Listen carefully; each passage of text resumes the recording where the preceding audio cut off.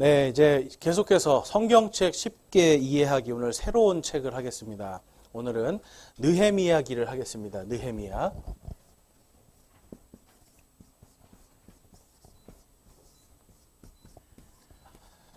자, 제가 이제 지난주에 에스라서를 하면서도 한 번 더 말씀을 드렸는데 에스라서하고 느헤미야서는 같이 원래는 한 권이었습니다. 한 권. 그러니까 이게 서로 뭔가 연결이 된다는 거 아실 수 있겠죠.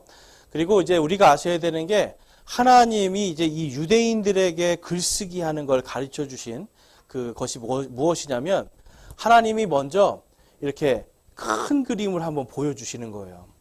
그러니까 에스라서에서 큰 그림을 한번 보여주시고 요 에스라에서 보여주신 그 큰 그림을 이제 느헤미야서를 통해서 더 자세하게 보여주십니다. 그런데 이제 이 뒤에 이제 우리가 나중에 볼 대예언서, 소예언서 여기에 보면은 이사야서, 그 다음에 예레미야 이런 말씀들이 전부 다 여기에 다 매달려 있는 거예요. 그러니까 에스라서와 느헤미야기를 우리가 잘 이해하고 이거를 알면 그 다음에 이사야서도 이게 왜 그래서 쓰여졌고 예레미야나 다니엘서 왜 쓰여졌고 그러면 또 결국은 누구까지 내려가는 거예요? 결국은 예수 그리스도까지. 그래서 여러분 사실은 성경의 결론은 예수 그리스도입니다. 예수님께서 뭐라고 말씀하셨어요? 성경 기록들을 탐구하라. 이 모든 것이 나에 대해서 증언하고 있느니라. 그러니까 여러분 에스라서나 느헤미야서도 결국은 누구를 증언하는 거예요? 예수님.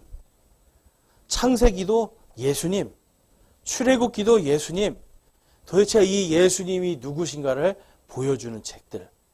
여러분 이게 성경입니다. 그래서 에스라서나 느헤미야서도 결국은 그 안에 깊숙이 들어가면 거기에서 예수님을 발견할 수가 있어요. 그래서 에스라서에서 제가 주제가 뭐라고 그랬어요? 에스라서는 하나님은 결코 우리를 기억력 좋으시네요. 우리를 버리지 아니하신 하나님.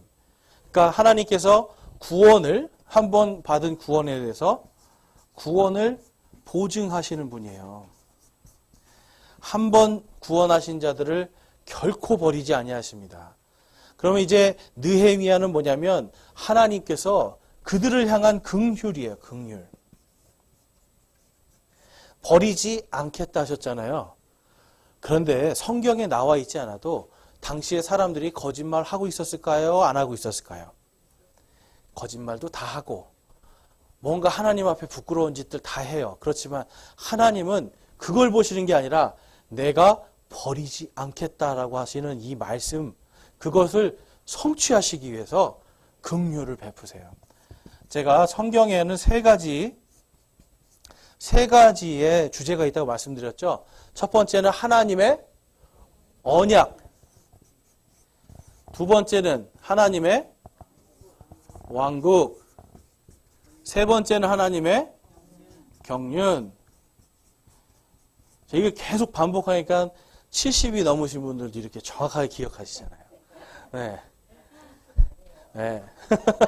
그럼 70 가까우신 분들도 정확하게 기억을 하는 거예요. 자, 여러분, 이게 성경이요. 전부 다 언약, 왕국, 경륜. 이 내용이 계속 돌아가요. 그러니까 어떤 때는 에스라서는 사실은 하나님의 언약과 왕국, 통치가 더 많이 이렇게 보여지는 책이다. 그래서 이제 구원을 내가 결코 버리지 않겠다. 언약하신 거를 세계에서 제일 강력했던 페르시아라고 하는 나라를 통해서 하나님 이거를 전 세계를 말씀이 이루어지도록 운영을 하세요. 그래서 느헤미야서에서는 성취가 되는 경륜을 보여주시는 거예요. 자, 그러니까 이 느헤미야서를 우리가 이제 읽으면 이것을 통해 하나님의 언약과 왕국과 경륜을 정확하게 볼 수 있다. 이렇게 생각하시면 되고요. 특별히 여러분 이제 거기에 보니까 느헤미야는 이 페르시아라고 하는 그 나라에서 아닥사스다 왕 시대다라고 지금 이 느헤미야서 자체가 기록을 하고 있어요. 그래서 느헤미야가 이제 아닥사스다 아스다라고 하는 왕이 당시에 이제 약 기원전 454년경입니다. 그러니까 기원전 454년경에 이제 유대의 총독으로 보내져요, 여러분. 그러니까 느헤미야가요, 에스라는 뭘로 그 왕이 뭘 하라고 명령을 했냐면, 너는 가서 사람들에게 율법을 가르치고 율법대로 하지 않으면 네가 심판해라 그랬어요. 여러분, 이게 하나님을 그 왕이 믿고 있었다라고 우리가 볼 수 있는 거예요. 그러니까 세상을 호령하던 페르시아의 왕이 에스라에게는요, 바로 종교를 개혁하라라고 하는 명령을 내린 거예요. 그 다음에 느헤미야에게는 뭘 말했냐면 성벽을 건축하라. 그런데 뭘로 써요, 여러분? 정치 권력이에요.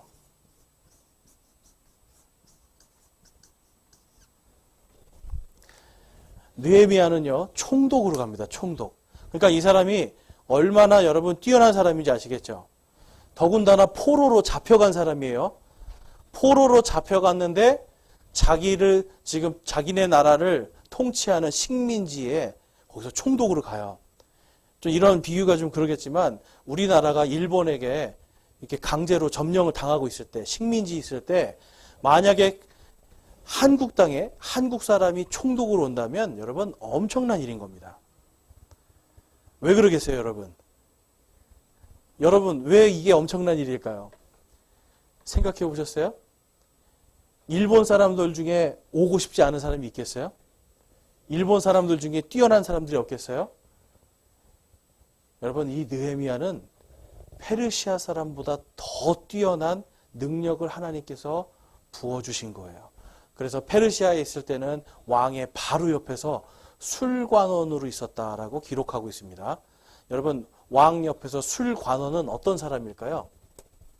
술을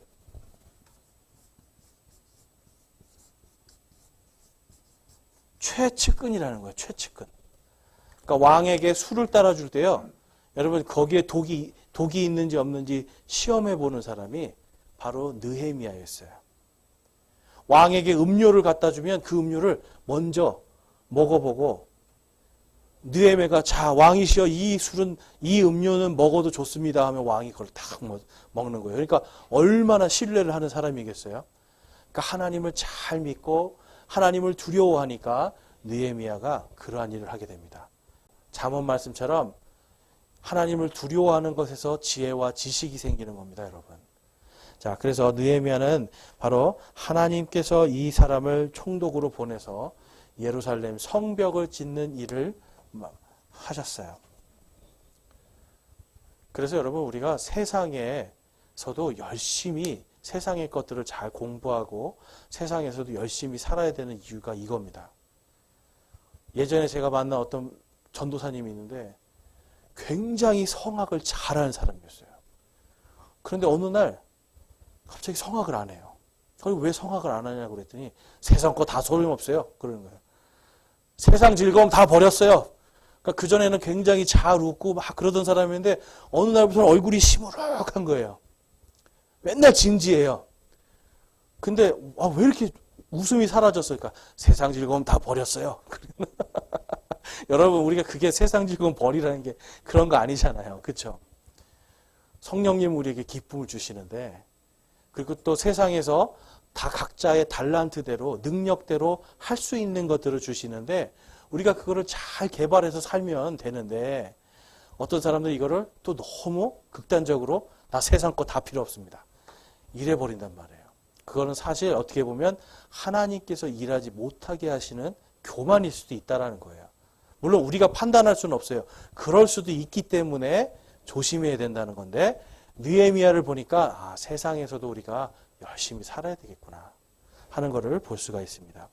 자, 느헤미야서의 이 기록 연대는 420년, 그러니까 454년에 보내졌고 기록한 것은 420년경에 약 한 34년, 5년 지난 다음에 요때 이제 기록을 해서 약 12년 동안에 있었던 454년부터 그 뒤에 12년 동안 있었던 일들을 기록하고 있는 거예요.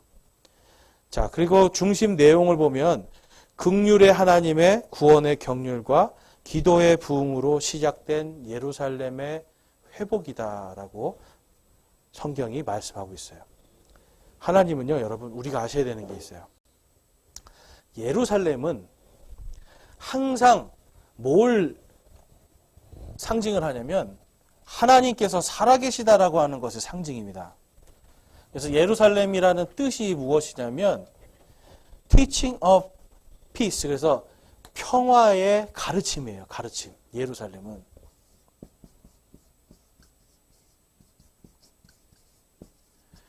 그래서 하나님 앞에 사람들이 죄를 짓고 유대인들이 하나님 앞에서 죄를 지으면 하나님을 대적하는 거잖아요. 이건 하나님과의 평화가 깨진 겁니다. 그러면 하나님이 이 예루살렘을 어떻게 하세요? 멸망시켜 버리세요. 그런데 다시 사람들이 하나님과의 관계가 회복되고 믿음이 회복돼서 뭔가 마음의 믿음의 부흥 때문에 하나님과의 평화가 이루어지면 하나님께서 예루살렘을 다시 세우세요. 그래서 예루살렘은 계속해서 뭘 보여주냐면 하나님께서 살아계시다. 여러분, 하나님께서 살아계시다는 것을 보여주는 게 예루살렘입니다. 그런데 지금 오늘은 이 느헤미야서는 그래서 예루살렘 성전이 아니라 성벽을 만드는 거예요. 성벽. 자, 여러분, 성벽은 보통 언제 사용되나요? 우리가 성벽은 보통 언제 사용되나요?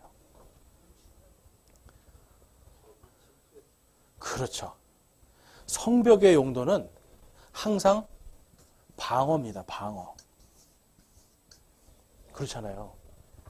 적이 없을 때는 성벽을 만들 이유가 없고, 우리도 보면 담장을 왜 만들어요, 여러분? 담장 높이 만들고, 옛날에는 심지어는 한국 사람들 뭐 담장에다가 여러분 시멘트 발라서 유리 막 깨가지고 유리병도 막 꽂아놨잖아요. 그거 못 올라가게 하려고. 그거 왜 만들어요, 여러분? 그렇죠. 방어하기 위해서.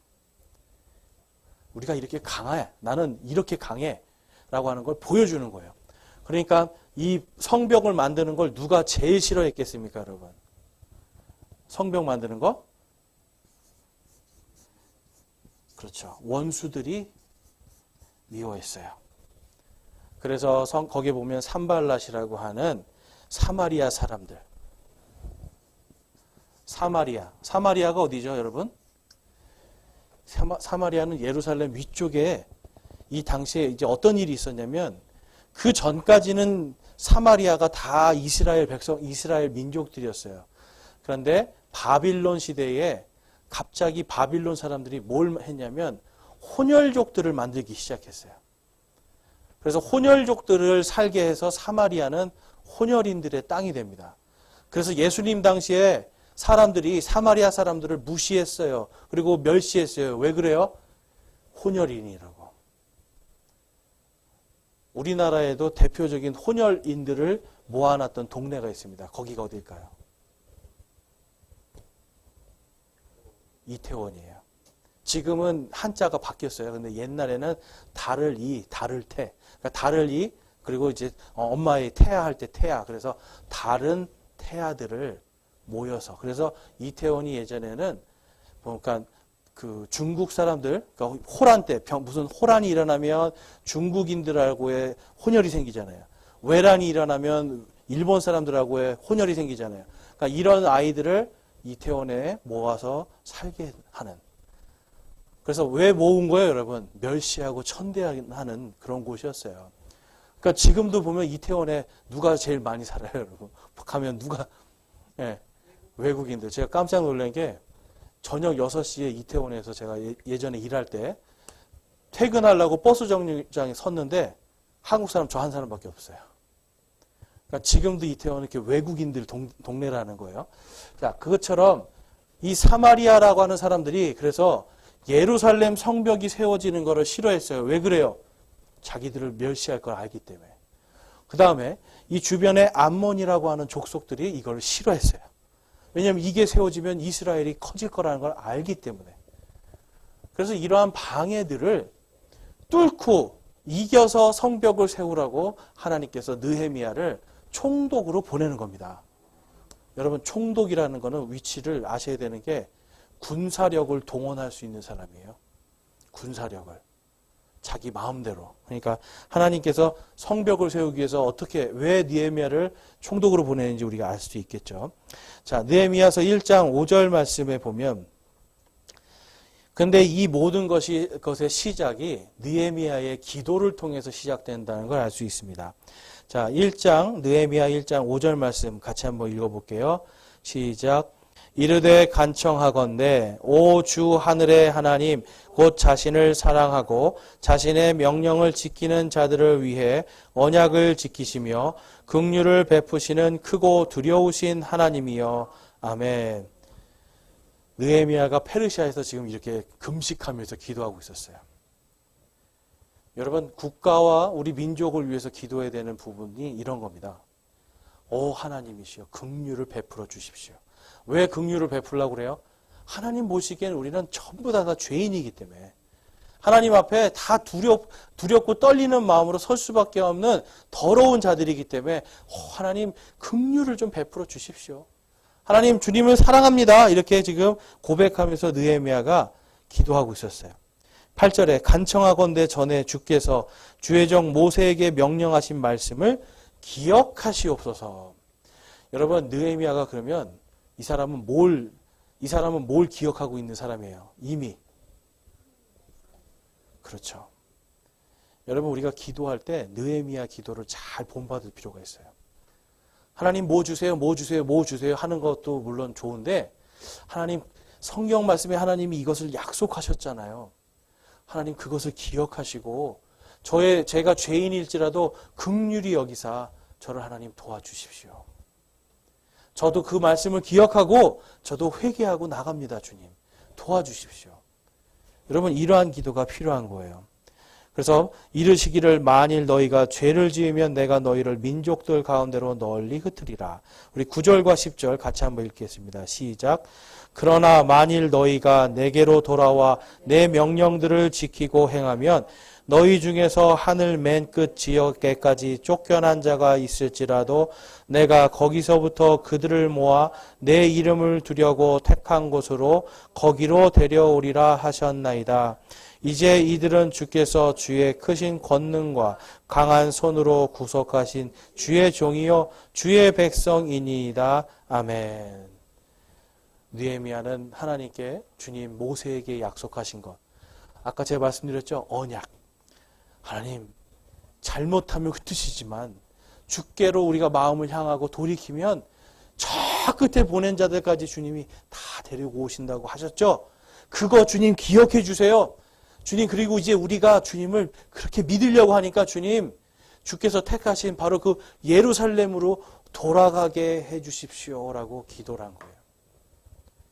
이 기도를 하고 나서 느헤미야가 아닥사스다 왕 앞에 갔을 때 그가 여러분 생각해 보세요. 이렇게 지금 금식하면서 막 기도하고 있었으니까 그 사람이 얼굴이 여러분 윤기가 나고 막 좋았겠어요?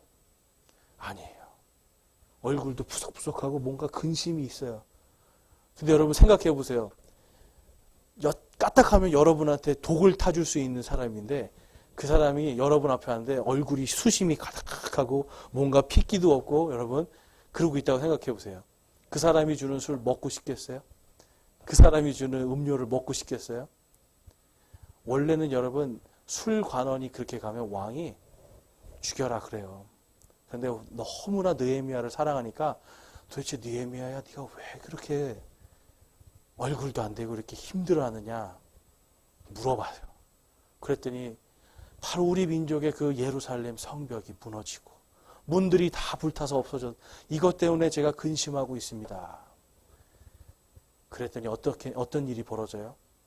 아닥사스다 왕이 네가 가서 그거를 다 세워라. 여러분 이게 놀라운 일인 거예요.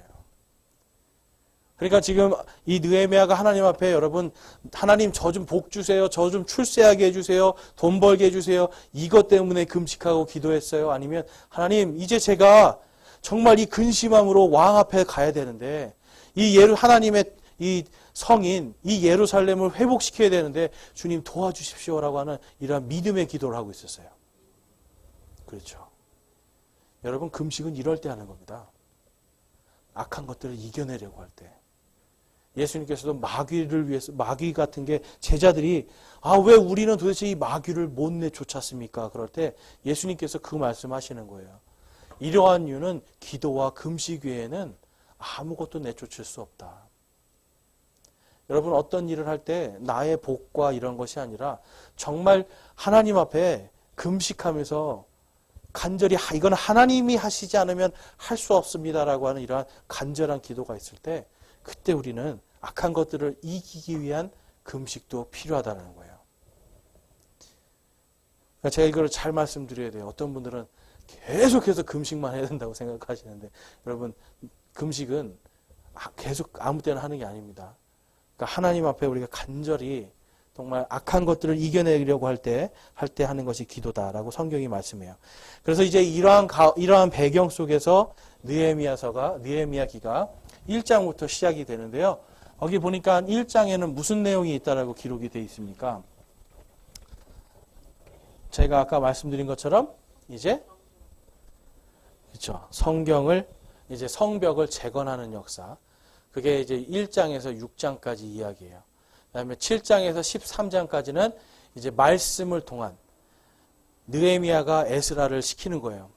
네가 성경을 읽어주고 백성들에게 성경을 가르쳐 지키게 하라 하는 이 믿음의 부흥운동을 합니다. 그래서 1장과 6장까지는 정말 눈으로 보이는 이 성벽, 이거를 재건하는 거라면 7장에서 13장까지는 이제 하나님의 말씀을 믿는 믿음을 재건하고 부흥시키는 거예요. 그래서 여러분, 눈에 보이는 것뿐만 아니라 영적인 것까지 느헤미야가 다시 세우는 걸 볼 수 있습니다. 자, 그래서 이 1장에서 6장까지는 이제 성벽 재건인데요. 1장과 2장에는 아까 말씀드린 것처럼 지금 하나님을 가장 두려워하는 느헤미야의 동생 하나냐가 예루살렘을 이제 통치하는 통치자로 세워지는 이야기가 나와 있고요. 그 다음에 이 유대의 총독으로서 거기 보면 포로를 42,360명을 데리고 돌아갑니다. 여러분, 42,360명을 데리고 돌아가는 거예요. 그럼 이 42,000명 이상 되는 사람들이 그냥 이제 우리가 풀어졌다 하고 가는 거예요? 아니면 느헤미야를 따라서 성벽을 재건하라고 하는 이 임무를 가지고 가는 거예요. 그렇죠. 사명, 임무, 이걸 가지고 돌아가는 거예요. 그러니까 이 사람들은 허투루 다른 일을 할 수가 없는 사람들이죠. 그러니까 하나님께서 어떻게 보면 막강한 군사를 같이 보내주신 거예요. 자, 그 다음에 3장에서 4장을 가보면 이제 성벽 재건을 방해하는 자들이 나옵니다.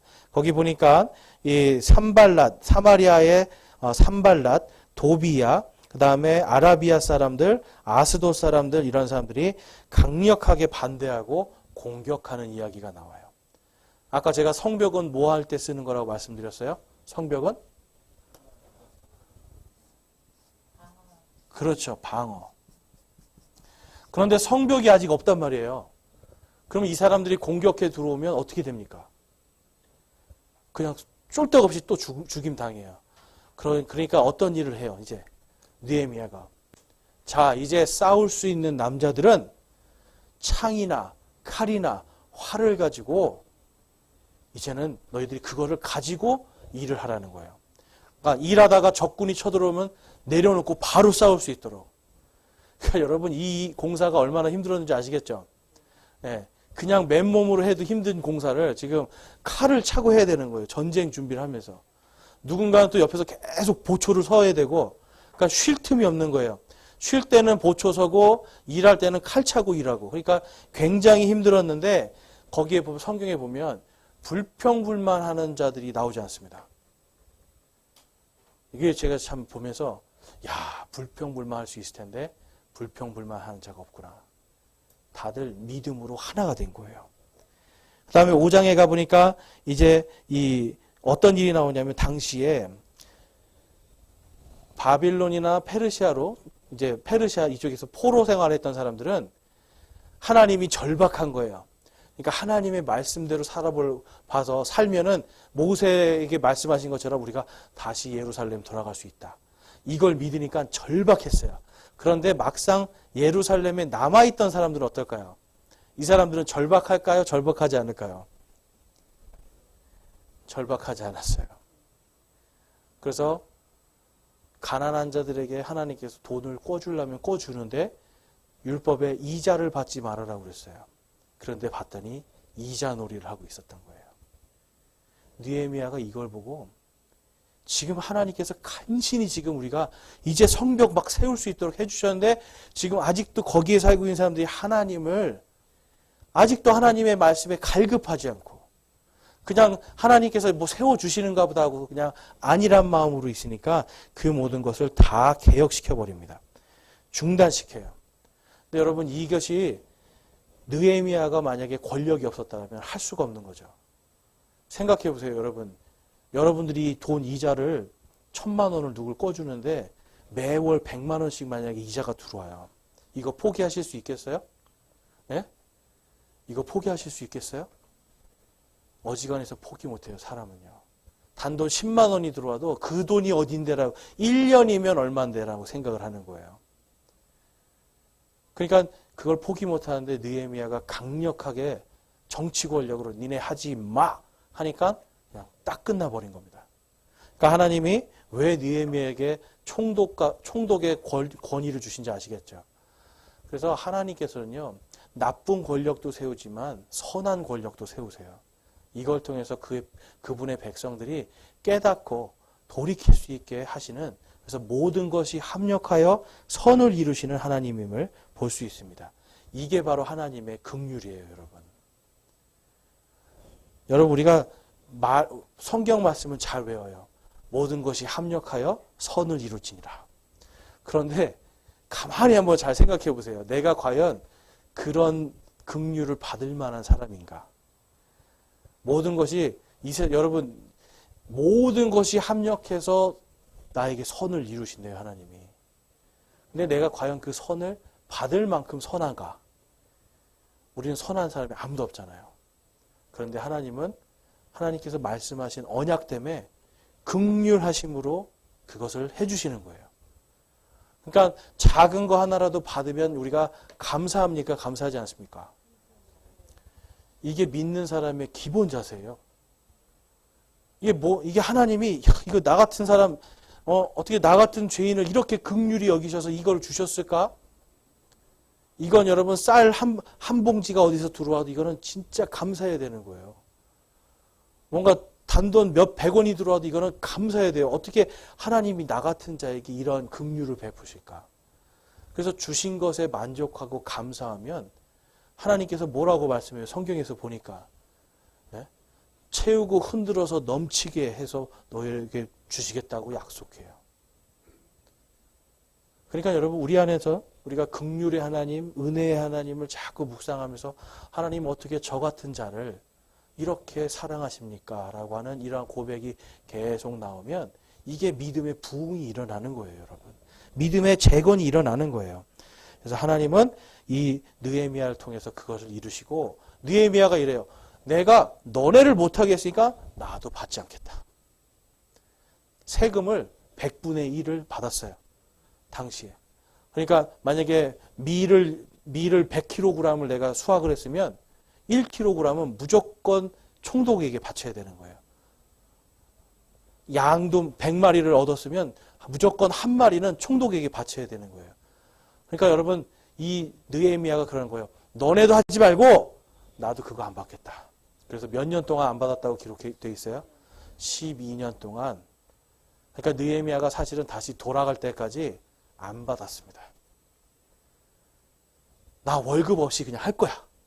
그러니까 너네도 해. 그러니까 느헤미야는 여러분 정말 지혜로운 사람인 거죠. 예. 굉장히 지혜롭다는 걸 알 수 있어요. 그 다음에 6장에 가보면 이제 산발랏 도비아를 비롯한 이 원수들이 5번이나 아무리 협박해도 안 되니까 이제 회유 작전을 가는 거예요. 우리랑 연합하자. 야, 우리랑 연합하자. 우리가 도와줄게. 우리가 도와주면 얼마나 일이 빠르겠니? 우리가 이제는 너네랑 싸울 일이 없잖아. 내가 도와줄게. 느헤미야가 너무나 정치적인 힘이 강하니까 공격하다가 못해 이제 연합을 하자고 그래요. 근데 느헤미야가 다 거절해 버려요. 여러분, 마귀가 잘 쓰는 방법이 이겁니다. 공격하다가 믿음이 강하죠. 그러면 회유로 가요. 좋은 게 좋은 거잖아. 뭐 이 정도는 괜찮지 않아? 이런 건 좀 어쩔 수 없지 않아? 그러면서 정말 어쩔 수 없이, 제가 좀 많이 하는데 어쩔 수 없이 할 수밖에 없게 자꾸 몰아가요. 그런데 느헤미야는 하나님의 말씀으로 딱 서서 아니, 안 해. 하나님께서 이방인들과 손잡지 말라고 그랬어. 하나님께서 우리 스스로 할 수 있도록 도와주신다라고 약속하셨어. 그래서 이방인들과 손을 잡지 않습니다.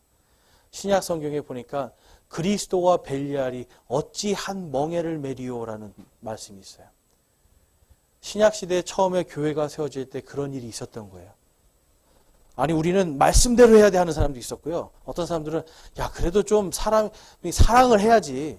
너무 이렇게 차갑게 할 필요 없잖아.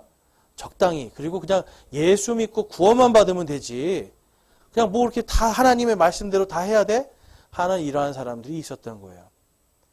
그래서 예수 그리스도와 벨리알, 바로 벨리알은 하나님의 말씀을 안 지키는 자들. 그래서 그 사람들이 한 지체로 같은 교회를 섬긴다라고 하는 것을 못하도록 어찌 그리스도와 벨리알이 같이 한 멍에를 메리오라고 사도 바울이 강력하게 이야기하는 거예요. 그러니까 교회 공동체도 그렇고 우리가 오직 의지해야 될 것은 딱 하나님의 말씀 하나밖에 없습니다. 다른 것들을 섞으면 안 되는 거예요. 아무리 이것이 여러분 어떻게 보면 다른 교회와 연합하는 것을 방해할지라도, 심지어는 내 옆에 누군가는 다른 교회를 다니는 사람이 우리에게 와서 이거 좋은 게 좋은 거잖아요 라고, 우리 같은 예수님 믿는 사람이잖아요 라고 해도 그 사람이 만약에 하나님을 온전히 믿지 않는다라면 그것은 여러분 우리가 과감하게 할 수 없습니다라고 해야 되는 거예요. 느헤미야는 지금 그거를 보여줍니다. 그래서 결국 여러분 거기에 보니까 놀라운 일이 일어나요. 며칠 만에 성벽을 건축하게 됩니까? 52일 만에. 어떤 사람들은 이것을 52일 만에 성전이 건축됐다라고 하는 이 말씀 그대로 믿는 사람이 있고요. 어떤 사람들은 아니야, 12년 동안, 이 이후로도 그래서 총 한 12년에서 20년 동안 더 만들었어. 이렇게 믿는 사람들도 있어요. 그런데 성경에서는 52일 만에 건축됐다. 이렇게 기록되어 있으니까 그 말씀을 우리는 믿는 거죠. 여러분, 우리가 아셔야 되는 게 느헤미야가 누구의 명령으로 왔어요? 하나님의 명령인데 하나님께서 페르시아 왕을 사용하셨어요. 그러면 페르시아 왕한테 보고할 때 12년에서 20년 걸린 거를 52일 만에 했다고 거짓말로 할 수가 있습니까? 없습니까? 그건 없는 거예요. 그래서 우리가 성경에 기록된 대로 믿으면 된다. 이렇게 보시면 되고, 뒷장에 보면 이제 7장에서 13장까지 내용이 있는데요. 자, 이게는 이제 느헤미야의 말씀 부흥 운동의 이야기가 기록되어 있습니다. 그래서 이 말씀으로 지금 하나님을 가장 두려워하는 이 동생 하나냐를 딱 성벽의 책임자로 세워주는 거예요. 그러니까 여러분, 하나님을 두려워하니까 이 사람이 말씀에서 벗어나는 일을 하지 않는다라는 거죠. 그 다음에 8장에서 10장에 보면 에스라를 통해서 말씀 교육을 시킵니다. 여러분, 우리가 아셔야 되는 게 있어요. 에스라서도 그렇고 지금 느헤미야서도 그렇고 부흥의 가장 기본은 뭐냐면 말씀을 공부하는 거에서 시작됩니다. 여러분, 말씀을 공부하는 거에서 시작돼요. 하나님을 여러분 왜 어떻게 두려워할 수 있어요? 하나님의 말씀을 정확하게 알아야 두려워할 수 있어요. 그냥 단순히 그냥 성경 가서 오늘 주일날 예배 설교 들었으니까 나 하나님 말씀 알아. 여러분, 이건 아니라는 거죠. 과연 하나님이 무엇을 원하시는지, 하나님께서 무엇을 싫어하시는지 이것을 정확하게 공부하도록 에스라를 통해서 하나님의 말씀을 낭독하고 아멘하고 하는 것을 몇 년 동안 계속하는 거예요, 여러분. 그러니까 저와 여러분이 하나님의 말씀을 공부하지 않으면 여러분 믿음의 부흥이 없습니다. 근데 만약에 하나님의 말씀이 없는데 그냥 어떤 성령의 무슨 강력한 무슨 회오리 바람처럼 쳐가지고 뭐가 부흥이 일어난다 하는 것들 조심하셔야 돼요, 여러분. 말씀이 없는 부흥은 성령의 부흥이 아닙니다. 성령님은 항상 말씀을 통해서 부흥을 일으키시니까 여러분들 이 에스라와 느헤미야가 한 말씀의 부흥 운동을 우리가 잘 눈여겨봐야 돼요. 그래서 11장과 12장에 가니까 이제 인구 조사를 하는데 하나님께서 하라고 하시는 거예요, 이거는. 인구 조사는 무엇을 뜻하냐면 이제 새로운 세대가 되었다라는 뜻입니다. 말씀으로 온전히 세워진 새로운 세대. 그래서 유대인 42,360명, 종들 7,337명, 노래하는 자들은 이제 레위인들로 추정이 돼요. 그래서 245명, 이 사람들과 함께 이제 이 예루살렘 성벽 안에 있는 이 사람들의 마을 있잖아요. 성벽을 다 만들었으니까 이제는 그 성 안에 골고루 사람들이 살 수 있도록 건축 계획을 해버립니다. 그래서 너희들은 여기에서 이만큼 살아라. 다 계획적으로 다 해버려요. 그러니까 이것만 봐도 하나님은 참 계획적이시고 질서의 하나님이신 걸 알 수 있어요. 13장에 가보면 이제 이방 민족들과의 완전한 거룩을 선포합니다. 그러니까 완전한 거룩, 완전한 분리. 그래서 안식일 날은 이방인, 그 안식일 전까지는 이방인들 장사꾼들이 예루살렘 성 안에 들어가서 뭔가를 팔 수가 있었어요.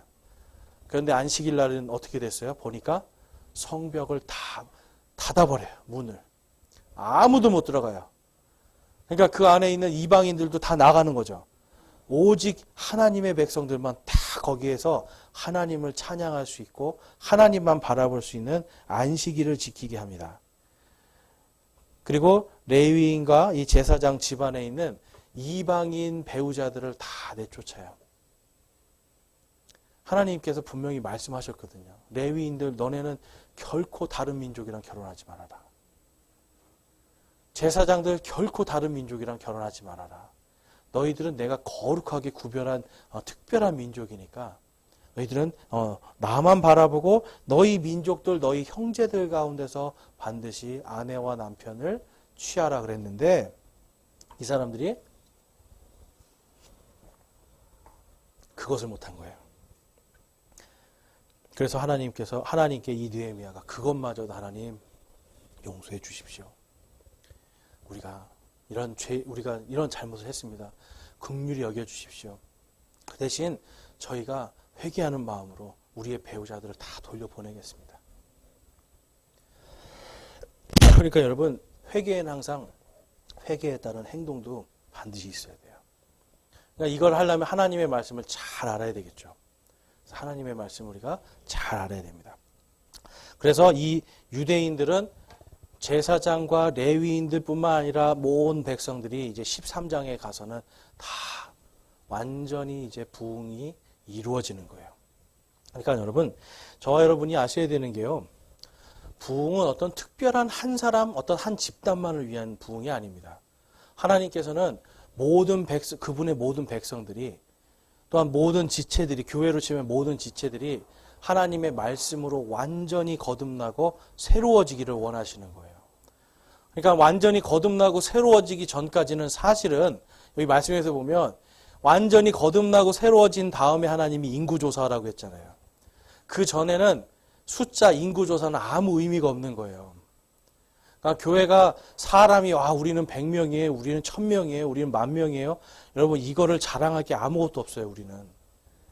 오히려 그 안에 과연 구원받고 거듭난 자가 몇 명인가. 아무리 사람이 많아도 거기서 구원나고 거듭난 자가 하나도 없다라면 그걸 슬퍼해야 되고요.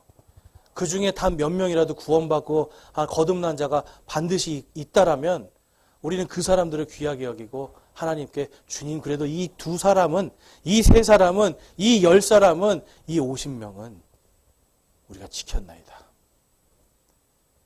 여러분 이게 더 의미가 있는 거예요. 그래서 교회의 부흥도 여러분 숫자가 아니라는 겁니다. 하나님은 말씀으로 거듭난 바로 이 부흥을 원하시는 거예요. 그래서 오늘은 시간 관계상 여기까지 하고요. 여러분 이 느헤미야서를 통해서 저와 여러분이 이제 하나님 앞에서 온전히 어떻게 살아야 될까를 한번 잘 보시기 원해요. 우리가 말씀의 부흥이 무엇인지를 분명하게 깨닫기를 원해요. 그래서 이제는 저와 여러분이 세상 속에서 하나님께서 주신 것에 열심히, 그리고 또 내가 할 수 있는 것들을 여러분 개발하십시오. 하나님께서 어떻게 사용하실지 모르잖아요. 그러니까 세상 즐거움 다 버렸네 하시지 마시고, 세상 즐거움, 그 세상의 쾌락을 따라가는 건 아니지만, 내가 하나님, 아까 이제 말씀드린 아직 70 안 됐어요 하셨잖아요. 그렇죠? 아직 70 안 되셨으니까 80도 아직 안 되셨잖아요. 갖고 있는 능력을 개발하세요. 하나님이 느헤미야처럼 사용하십니다. 그리고 하나님에 대한 말씀으로 여러분 우리 스스로를 계속 부흥시키세요. 말씀으로 부흥시키세요. 하나님이 여러분을 사용하십니다. 그래 여러분 단 한 명이라도 우리가 이 안에 숫자가 중요한 게 아니라고 말씀드렸죠. 진정한 부흥이 일어날 수 있는 겁니다. 기도하시겠습니다. 하나님 아버지 감사합니다. 오늘 주님 저희들이 이 느헤미야기를 통해서 하나님께서 이 느헤미야를 어떻게 사용하셨는지를 보았고 또한 그것이 오늘날 우리의 삶 속에 어떻게 적용되는지를 함께 보았습니다. 하나님 그 어떤 것보다도 저희 연서 제1침례교회 믿음의 공동체가 숫자가 아니라 말씀으로 거듭난 사람의 수가 점점 늘어날 수 있게 도와주시옵소서. 말씀으로 거듭나고 성장한 사람들이 더 많아질 수 있도록 주님 도와주시옵소서. 그래서 저희들이 사람의 머리를 세는 사람들이 아니라 한 사람이라도 더 하나님의 말씀으로 구원하고 하나님의 말씀으로 부흥되는 그 역사를 함께 찬양하는 믿음의 공동체가 되게 하여 주시옵소서. 주님 오늘 느헤미야를 봅니다. 저희들이 공부했습니다. 이 한 주간 남은 한 주간 다시 한번 저희들이 느헤미야기를 읽고 묵상하면서 우리에게 긍휼과 또한 새롭게 부흥과 회복을 주시는 하나님을 바라보는 저와 우리 모든 성도들 되게 하여 주시옵소서. 우리 주 예수 그리스도의 이름으로 기도드렸사옵나이다. 아멘.